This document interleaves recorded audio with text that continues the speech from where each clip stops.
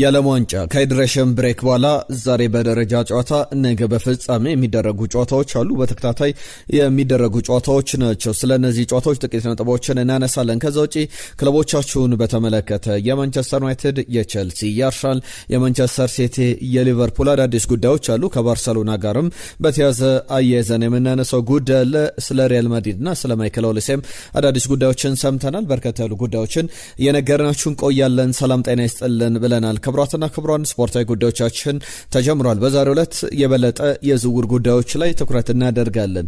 የተጠናቀቁ የተቀረቡ በጥያቄ ደረጃ የተንጠለጠሉ የክለቦቻችሁን ጉዳዮች፣ በፕሪሲዝን ደግሞ ዝግጅቶቻቸው ምን ይመስላል፣ በተለይ ደግሞ የማንቸስተር ዩናይትድን የመጀመሪያ ጨዋታ ስብስብ ይፋ ተደርጓል። እነማን ወደ ጨዋታው ያመራሉ፣ ከማን ጋር የጨዋታ ለማንቸስተር ዩናይትድ በቅድመ ውድድር ዘመን ዝግጅት የመጀመሪያው መርሃ ግብር የትኛው ነው የሚለውን በስፋት እንመለከታለን።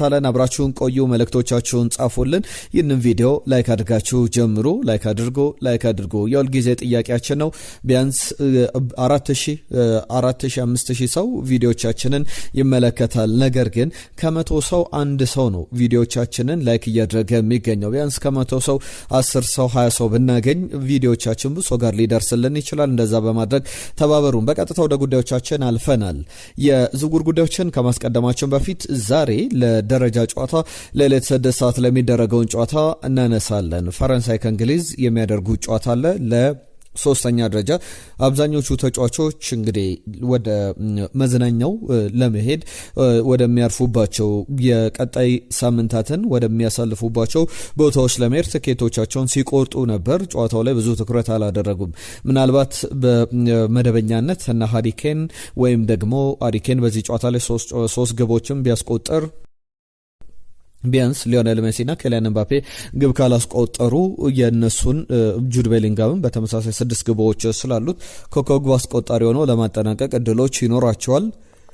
ከዛ ውጪ ኬሊያን ኤምባፔም 8 ግቦችን አስቆጥሯል። ሊዮኔል አንድሬስ ሜሲ በፍጻሜው ግብ የማያስቆጥር ከሆነ ለዛም ጨዋታ እድሎች ስለሚኖሩት እነዚህ በስፋት የሚነሱ ጉዳዮች ናቸው። ከማንቸስተር ዩናይትድ ተጫዋቾች ጋርም በተያዘ ባለሙ ዋንጫው ላይ ስብስቡን ሲጠናቀቅ ያርሻል ተጫዋቾች ሌሎችም እንዴት ያለ ቆይታ ይኖራቸዋል፣ መቼ ወደ ስብስባቸው ይቀላቀላሉ፣ በየቡድኖቻቸው የቼልሲ፣ የሪያል ማድሪድ ሌሎችም ትልልቅ ብሔራዊ ቡድኖች ላይ ያሉ ተጫዋቾች በትልቅ ክለቦችም ይጫወታሉና እንደዚህ አይነት ጉዳዮች ይጠበቃሉ። ስለ ዓለም ዋንጫው ስለ ፍጻሜው ነገ በስፋት እናነሳለን። አንድ አሜሪካዊ ኮሜዲያን በቴሌቪዥን ሾው ላይ አንድ ጉዳይ ሲያነሳ ነበረ። ላሚን ያማልን ሊዮኔል ሜሲ አቅፎት ፎቶ ወይም እያጠበው አይነት ገና በሕፃንነቱ ፎቶ የተነሱበት አጋጣሚ አለ። በወቅቱ ሊዮኔል አንድሬስ ሜሲ 19 ዓመቱ ላይ ይገኝ ነበር። በመለያ ደረጃ የሚለብሰው ደግሞ 19 ቁጥር መለያ ነበር። አሁን ከ19 ዓመት በኋላ ሁለቱ ተጫዋቾች በዚህ በዓለም ዋንጫ ፍጻሜ ይገናኛሉ። አሁን ላሚን ያማል የሊዮኔል ሜሲን 19 ቁጥር መለያ ይለብሳል በዚሁ በስፔን ብሔራዊ ቡድን። ጨዋታው ደግሞ ጁላይ 19 ላይ ይደረጋልና የኦን ብሎ የተደረገ ነው ወይ የሚሉ ሀሳቦች ሲሰነዘሩበት የነበረ ጉዳይ ነው። ኮሜዲያኑም በቀልድ መልክ ያነሳቸው ጉዳዮችን አነሳውላችሁ። ለሁሉም ነገም የፍጻሜው ጨዋታ ይጠበቃል። ዛሬ እንግሊዝ ከፈረንሳይ በደረጃ ማን ያሸንፋል ግምቶቻችሁን ላኩልን። ፖሎችን አስቀምጠን ነበረ። በተለይ የፖል ላይ እነማን ከነማን ጋር ይገናኛሉ ከሚለው በተጨማሪ በተለይ ደግሞ በዚህ በአጠቃላይ ማን ያሸንፋል የዓለም ዋንጫው ፍጻሜ ላይ ማን ያሸንፋል ወደ 743 አድማጮች ድምጻችሁን ሰጥታችኋል። ስፔን 57%፣ አርጀንቲና 43% ድምጽ አግኝታለች። አሁንም ቢሆን በዚህ ፖል ላይ ተሳትፏችሁን ቀጥሉ። መልእክቶቻችሁንም ወደ በኋላ ላይ አነሳለሁ። ወደ ክለቦቻችሁ ጉዳዮች አልፍ ያለው በዝውውር ዜናዎች እያንዳንዱን ጉዳዮች በስፋት ዛሬ ወጡ አንድም ነገር አናስቀርም። በዛሬው ዕለት የወጡ አንድም ነገር አናስቀርም። አዳዲስ ጉዳዮችን እናነሳለን። ከዛ አስቀድሜ ግን የፈረንሳይ ብሔራዊ ቡድን ጉዳይ ይነሳል። ዚነዲን ዚዳን አዲሱ የፈረንሳይ ብሔራዊ ቡድን አሰልጣኝ መሆኑ ተረጋግጧል። ዚነዲን ዚዳን ለረጅም ጊዜ ትልልቅ ክለቦች፣ የሳውዲ ክለቦች እነ ማንቸስተር ዩናይትድ ጋርም ስሙ ሲያዝ ወደ ሪያል ማድሪድም ይመለሳል ሲባል ነበር። ነገር ግን አንድ ፍላጎቱ የዚነዲን ዚዳን ወደ ፈረንሳይ ብሔራዊ ቡድን ሄዶ እነዚህን ከዋክብት ማሰልጠን በፈረንሳይ ብሔራዊ ቡድን ታሪክም ለመስራት ነውና የፈረንሳይ ብሔራዊ ቡድን የደሞዝ ጣሪያ አለውና ያንን የደሞዝ ጣሪያ ከፍ ለማድረግ ለዚነዲን ዚዳን ሲሰሩ እንደነበረ ተመልክተናል። በይፋ የፈረንሳይ ብሔራዊ ቡድን አሰልጣኝ መሆኑ ተረጋግጧል። ዲዲዬ ዴሾ የመጨረሻ ጨዋታውን ዛሬ ይመራል። ከዚህ በኋላ ያሉ ቆይታዎች ደግሞ የዚነዲን ዚዳን ይሆናሉ። ከአርሰናል ጋር በተያያዘ አዲሱ ፈራሚ ክሪስቶፍ ዞሊስን በተመለከተ በጣም የሚገርም ባህሪ እንዳለው በክለብ ብሩገ አሰልጣኙ ተመስክሮለታል። ኢቫን ሌኮ ይባላሉ። እኛ አሰልጣኝ ኢቫን ያነሷቸው ጉዳዮች አሉ። በጣም ምሳሌ የሚሆን ተጫዋች ነው። በተለይ ደግሞ በመጀመሪያ አስቀድሞ የልምድ ሜዳ ላይ የሚገኝ ልምዶችም ሲያልቁ መጨረሻ ላይ ወደ ቤቱ የሚሄድ አይነት ጠንካራ ሰራተኛ መሆኑን አንስቷልና እያንዳንዱን የልምድ መርሃ ግብር እንደ ጌም እንደ ትልቅ ጨዋታ የሚመለከት ኬሪየሩን በዚህ ደረጃ እየተመለከተ ያሳደገ ተጫዋች ነው። ደግሞ ለአውሮፓ አንድ ምርጥ ክለብ ፈርሟል፣ አርሰናል ፈርሟል። ይህም ደግሞ በቀጣይ ራሱንም ለማሳየት ለቤልጅየም እግር ኳስ ለክለብ ብሩገም ትልቅ ስኬት ነውና ለወጣት ተጫዋቾች ብዙ ትምህርት የሚማሩበት ጠንካራ ሰራተኛ፣ ብዙ የማያወራ ነገር ግን ስራዎቹ ላይ ብቻ የሚያተኩር በየዕለቱ ራሱን በየጊዜው ዴይ ባይ ዴይ ቀን በቀን ራሱን ለማሻሻል የሚሰራ ነው የሚል አስተያየታቸውን ሰጥቷል። ኢቫን ሌኮ የሰጡት አስተያየት በጣም ልብ የሚያሞቅ አይነት ነው። ከኒኮላስ ጃክሰን ጋር በተያዘ ቼልሲ ቤት እየተነሱ ያሉ ጉዳዮች አሉ። ኒኮላስ ጃክሰን በቅድመ ውድድር ዘመን ዝግጅት አሁንም ገና ቼልሲን አልተቀላቀለም። ቼልሲ ሳምንት አስቆጥሯል። ልምምድ መስራት ከጀመረ በአሰልጣኝ ቻቪ አሎንሶ ስር የሚነሱ ጉዳዮች አሉ። እኔ ብዙ ጊዜ ስለ ኒኮላስ ጃክሰን ሳነሳ የአሰልጣኞች ተወዳጅ ተጫዋች የሚለውን ማዕረግ እሰጠዋለሁ። የኮል ፓልመር አቋም መውረድ ከኒኮላስ ጃክሰን መልቀቅ ጋር የሚያዝ ነው የሚሉም አሉ። ምክንያቱም የሱ ሙቭመንቶች፣ የሱ እንቅስቃሴዎች ኮል ፓልመርን በደንብ ነጻ ያደርጋል። ለተከላካዮች ፈታኝ ነው።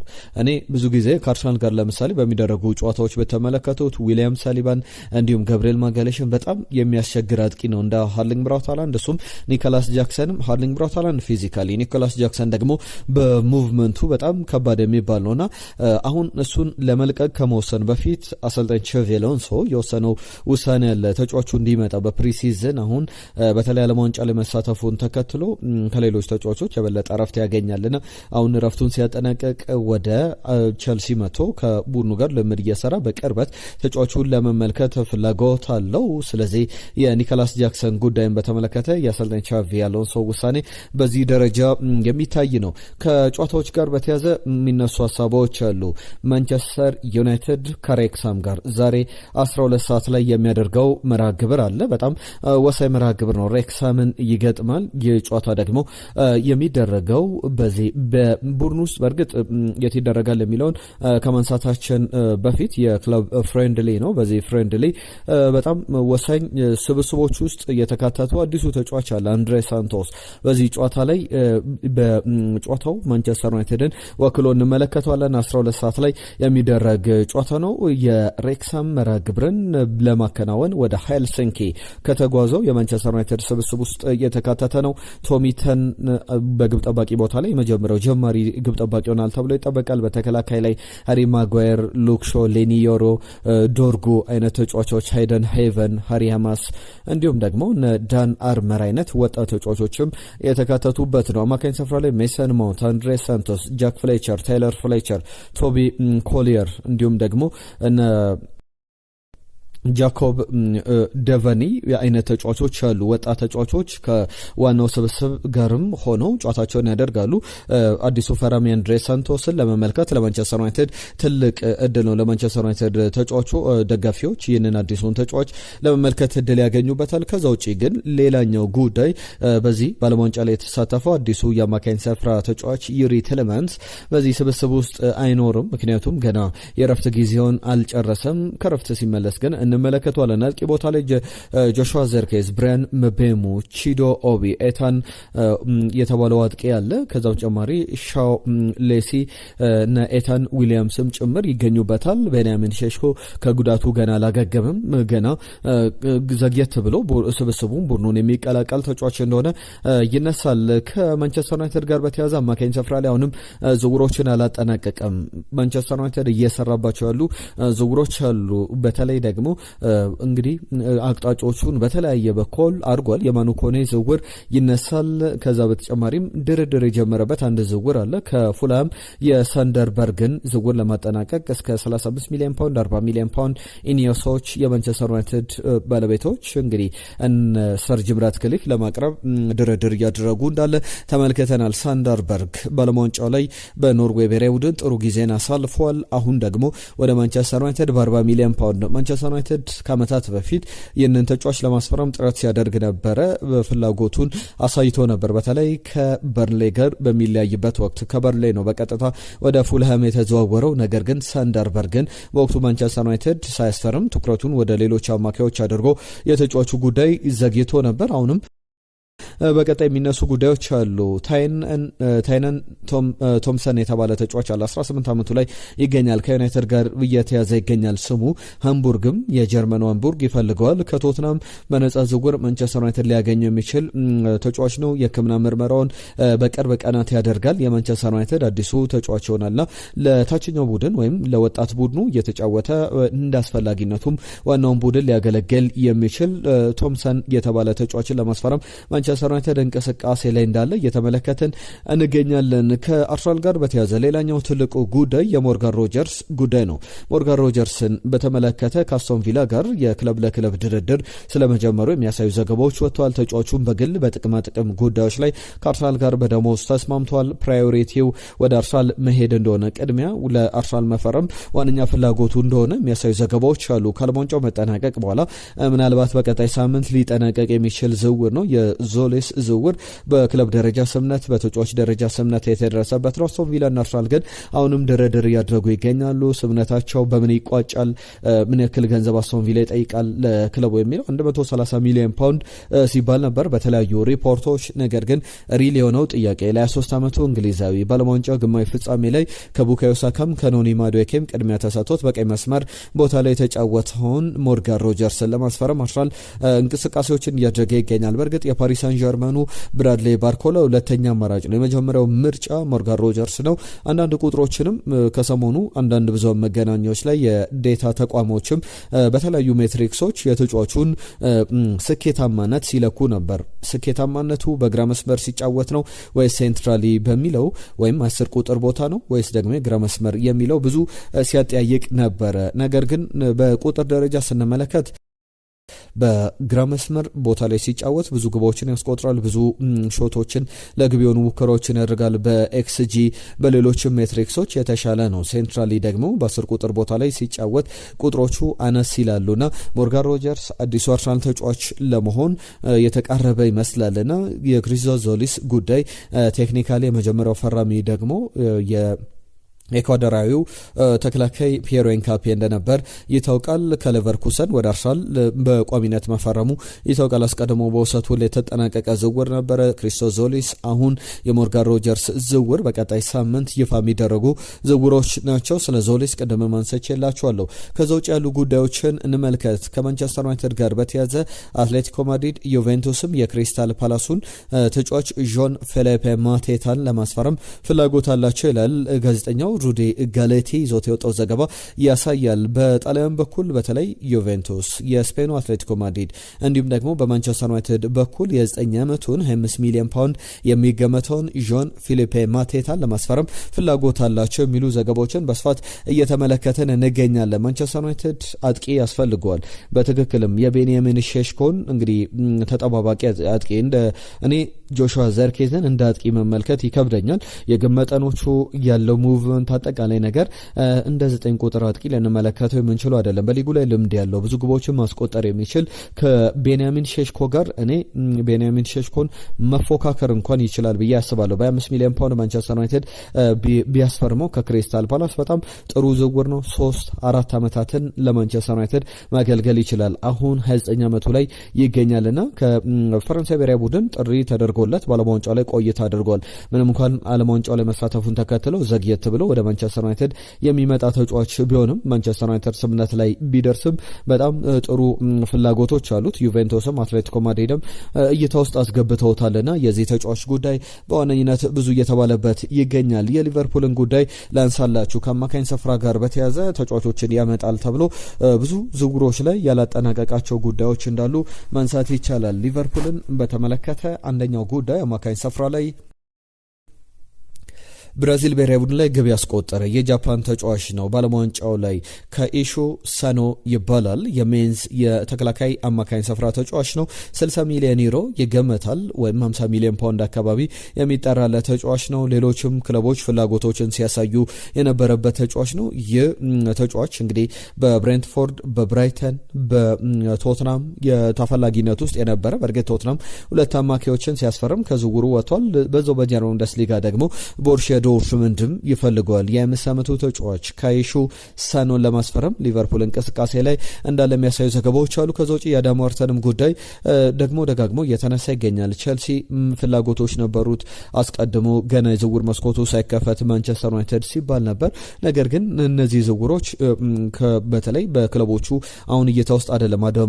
አዳም ዋርተንን በብቸኝነት ስሙ እየተነሳ ያለው ክለብ ሊቨርፑል ይመስላል። ጆ ጎሜዝን ለማስፈረም ፍላጎት ነበረው። አስቶን ቪላን ተቀላቅሏል። ስለዚህ አሁን ቀጣዩ ታርጌታቸው በዋነኝነት የሊቨርፑል የአዳም ዋርተን ጉዳይ ይመስላል። ከዛ ውጪ ሌላኛው ጉዳይ የሞሐመድ ሳላ ጉዳይ ነው። በጣም በትልቅ ደሞዝ በቤሺክታሽን ለመቀላቀል መስማማቱን በብሬኪንግ ኒውስ በሰበር ዜና ሂር ዊጎ ሊባልለት በጣም ከጫፍ የደረሰ ዝውውር ነው። ቤሺክታሾች አስቀድመው ያስፈረሟቸው ተጫዋቾች አሉ። አሁን ደግሞ በትልቅ ደረጃ የሞሐመድ ሳላን ዝውውር ለማጠናቀቅ በቱርክ ሱፐር ሊግ ላይ ተፎካካሪ ለመሆን ብቻ ሳይሆን የሚገርም አይነት ጉዞ ለማሳለፍ ፍላጎቶች እንዳሏቸው እየታየ የሚገኝ ጉዳይ ነው። ከዛ ውጪ ደግሞ የማንቸስተር ሲቲ ሁለት ጉዳዮች ይነሳሉ። አንደኛው ግብ ጠባቂ ነው። ሁለተኛው ደግሞ የአዩብ ቡአዴ ጉዳይ ነው። አዩብ ቡአዴን በተመለከተ የሊሉ ፕሬዝዳንት 1 ዓመት ቆይልን ብለው እየጠየቁት ይገኛሉ። በይፋ በግልጽ በብዙሃን መገናኛዎች ጭምር እየተነገረ ያለ ጉዳይ ነው። ማንቸስተር ሲቲ ግን አማካኝ ስፍራ ላይ አዩብ ቡአዴን ለማስፈረም አሁንም ጥረት እያደረገ ይገኛል። ኤሊዮት አንደርሰንን በ116 ሚሊዮን ፓውንድ ለማስፈረም መስማማቱ ይታወቃል። አዩብ ቡአዴ ደግሞ እንደ ቤን ጃኮብስ ዘገባ ከሆነ አሁን ፕሮግረስ ያደረገ ያለ ዝውውር ነው። የሲቲ ጥያቄ የበለጠ እየተቃረበ ይገኛል። አርሰናል በዝውውሩ ላይ አስቀድሞ ፍሮንት ራነር ነበረ በተጫዋቹ ላይ። ነገር ግን የተጫዋቹ ዋጋ በጣም ከፍ እያለ ሲመጣ አስቀድሞ 60 ሚሊዮን ዩሮ ሲጠየቅበት የነበረ ተጫዋች ከለማንጫው በኋላ በተለይ የብራዚል አንድ መርሃ ግብር የሱን ዋጋ በጣም የጨመረ ተጫዋች ነው። በሌሎች ጨዋታዎች ላይ ግን ተጫዋቹ አሁንም ገና ብዙ እንደሚቀረው ነገር ግን ትልቅ ፖቴንሻል እንዳለው ትልቅ አቅም እንዳለው መሻሻል የሚችል አይነት ተጫዋች እንደሆነ የተመለከትንበት ነበርና አሁን 86 ሚሊዮን ፓውንድ፣ 80 ሚሊዮን ፓውንድ፣ 75 ሚሊዮን ፓውንድ ተብሎ በተለያዩ ብዙሃን መገናኛዎች የተለያየ የዋጋ ሬንጅ አለ። የአከፋፈል ሂደቱም ሊለያይ ይችላል። ነገር ግን ማንቸስተር ሲቲ ለተጫዋቹ 80 ሚሊዮን ፓውንድ 70 ሚሊዮን ፓውንድ ይከፍላሉ የሚለው ትልቁ ጥያቄ ቢሆንም ከሊል ጋር ድርድር እያደረገ እንዳለ አሁንም ከተጫዋቹ ዝውውር እንዳልወጣ የሚያሳዩ ዘገባዎች አሉ። አዩብ ቡአዴ በፈረንሳይ ብሔራዊ ቡድን መጫወት የሚችል ነገር ግን ወደ ሞሮኮ ብሔራዊ ቡድን ሄዶ ባለም ዋንጫው የመክፈቻ ጨዋታ ሞሮኮ ከብራዚል ባደረጉት የሁለቱም ብሔራዊ ቡድኖች የመጀመሪያ ጨዋታ ላይ ያሳየው ብቃት ሁለቱ ብሔራዊ ቡድኖች ባቻ ውጤት ሲያጠናቅቁ ሚድፊልድ ላይ ለሞሮኮ ብሔራዊ ቡድን የሚጫወት ብራዚላዊ ተጫዋች በሚል የገለጹት ነበሩ። ለማንቸስተር ሲቲ ሌላኛው ጉዳይ የማክስ ኤድጋርድ ቻቦት ዝውውር ነው። ይህ ግብ ጠባቂ 18 ዓመቱን ይዟል። በዚህም መሰረት ደግሞ ወደ ተለያዩ ክለቦች መሄድ ይችላል። የፈረንሳዩ አንዤ ክለብ ግብ ጠባቂ ነው። በተለይ አዲስ ኮንትራት ቀርቦለት አልፈረመም። ነገር ግን ማንቸስተር ሲቲ ተጫዋቹን በነጻ ያገኘዋል ማለት አይደለም። ምክንያቱም ቢያንስ የኮምፐንሴሽን ክፍያ ሊከፍል ይገባዋል። የኮምፐንሴሽን ወይም የካሳ ክፍያ ሊከፍል ይችላል። ስንት ይከፍላል? ከክለቡ ጋርም የሚደራደሩበት ሂደት ሊኖር ይችላል። ነገር ግን እስካሁን አዲስ ነገሮች ካልተፈጠሩ በስተቀር ማንቸስተር ሲቲ የዚህን ተጫዋች ዝውውር በትልቅ ደረጃ ሊያጠናቀቅ ይችላል። ብዙ ተስፋ የተጣለበት በብዙ ክለቦችም ሞኒተር እያደረገ የሚገኝ ማክስ ኤድጋርድ የተባለውን ግብ ጠባቂ ማንቸስተር ሲቲ ለማስፈረም እድሎች እንዳሉት ዘገባዎች ዘገባዎች ያሳያሉ።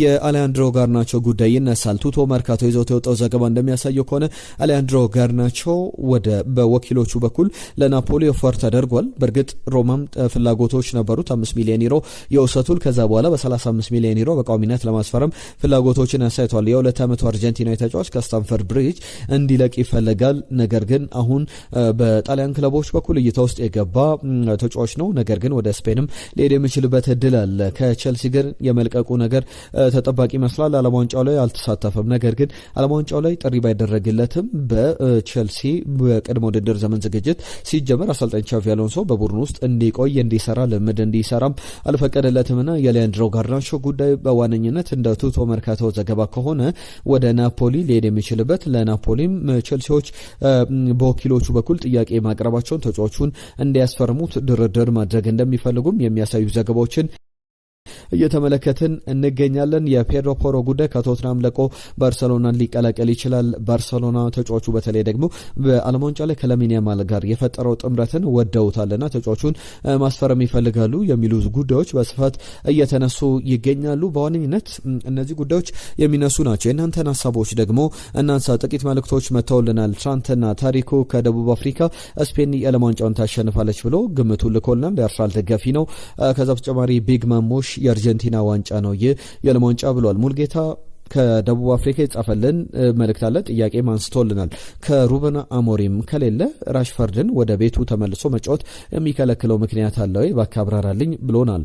የማርከስ ራሽፈርድ ጉዳይን በተመለከተ በጭራሽ ወደ ቤቱ ወደ ማንቸስተር ዩናይትድ ተመልሶ የሚጫወትበት እድልን የሚከለክለው የለም። በተለይ ከዓለም ዋንጫው በኋላ ከአሰልጣኝ ማይክል ካሪክ ጋር ይነጋገራል። ያ ደግሞ የሚቋረጥ አይደለም። ለማንቸስተር ዩናይትድ በተለይ በመንገድ ማገልገል ይችላል። በግራ መስመር ቦታ ላይ ዩናይትድ ተጫዋቾች ለማስፈረም ጥረት እያደረገ ይገኛል። 40 ሚሊዮን ፓውንድ የውል ማፍረሻ ነበር፣ እሱ አብቅቶለታል። ስለዚህ በቀጣይ ጊዜያት ላይ ሩበን አሞሪም ባይኖሩም አሁን በማንቸስተር ዩናይትድ የመቆየት እድሉ እንደኔ በጣም ሰፊ ነው። ዩናይትድ በቀላል ገንዘብ ተጫዋቹን ለመልቀቅ ፍላጎት ያሳያል ብዬ አላስብም። ሙልጌታም እንዳለው ለማንቸስተር ዩናይትድ ቢጫው ደስ ይለኛል ብሎናል። ሙልጌታ ከደቡብ አፍሪካ ከልብ እናመሰግናለን። ነጻነት ዋዛ ስለ ጻፍክልን መልእክት ከልብ እናመሰግናለን።